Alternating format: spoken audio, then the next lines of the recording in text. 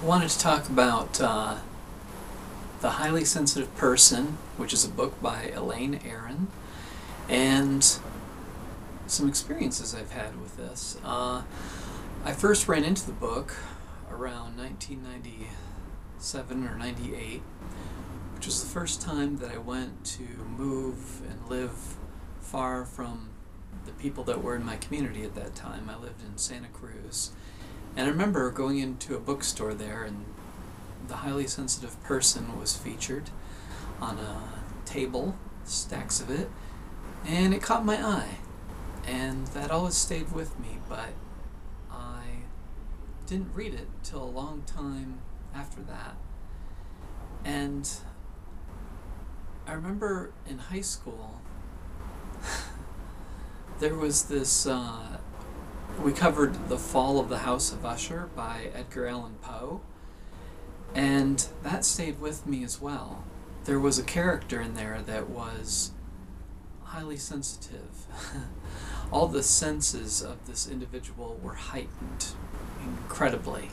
I remember something about him wearing silk gloves or something like that because other materials would be too abrasive, and lights would be really overwhelming.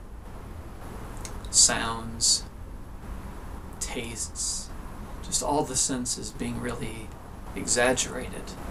And I don't experience sensitivity to the extent of that character, but I definitely do experience it and consider myself a highly sensitive person.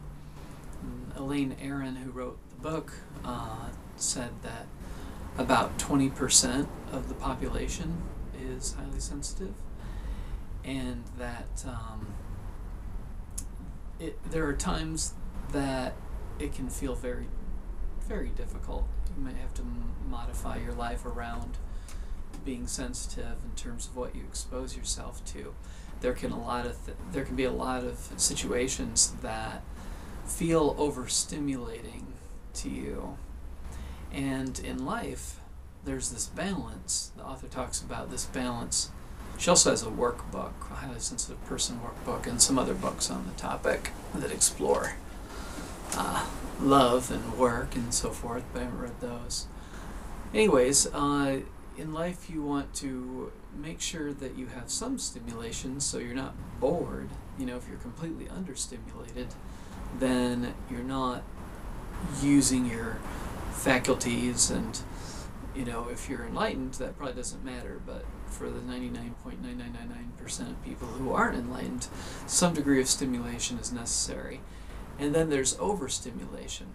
And for highly sensitive people, what creates overstimulation could be totally benign to a person who's not, highly sensitive. So this is something that you look out for when you're sensitive is, are you in a comfortable zone? Are you engaging in your life and stimulated to some degree, but not overstimulated? And everybody has to find out for themselves what it is that feels overstimulating. Another thing that is affected, I think, is relationships. That I have found that if somebody is abrasive, then I have a hard time wanting to engage with them. I think growing up, going through school and then traditional work environments, I would just kind of adjust and armor myself, and I would get sick to my stomach and somaticize in other ways in coping with being around abrasive energy. But now that I work for myself from home, I can choose what energy I want to be around. And I've found that if there are people that I don't feel resolved with, don't feel comfortable with, my body reacts really strongly at the thought of spending time with them, so I just don't do it. And so I'm very particular about what kind of energy I interact with and put myself around. In terms of sensitivities, I have found that an example of noise sensitivity is I recently got an air conditioner for my living room, one of those window-mounted things. And as soon as I installed it, I was very disappointed that the beep when you power it on or change the temperature or anything, it had a really, really loud beep.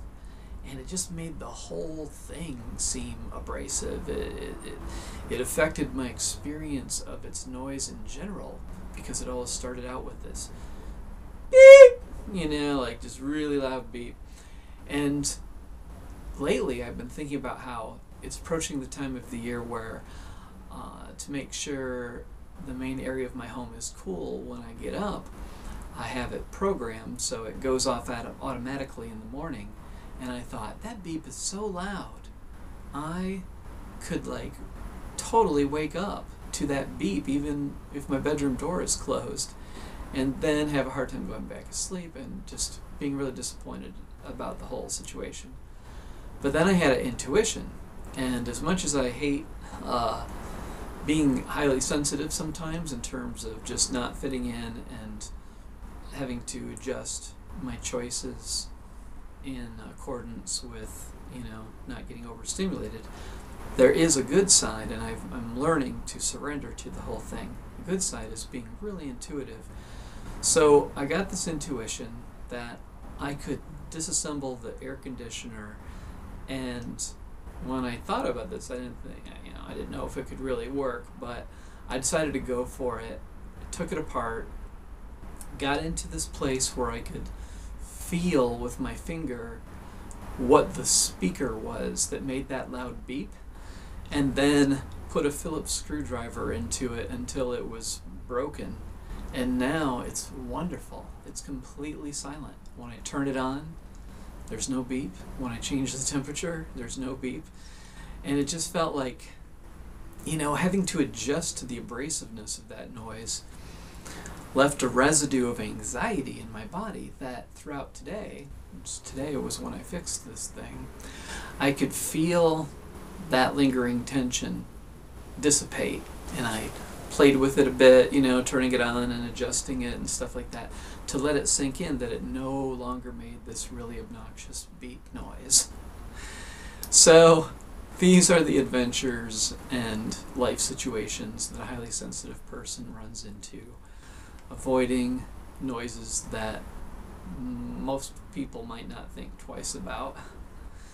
So if you are resonating with things I'm talking about, I'd recommend checking out the book, The Highly Sensitive Person by Elaine, Aron, A-R-O-N, is her last name.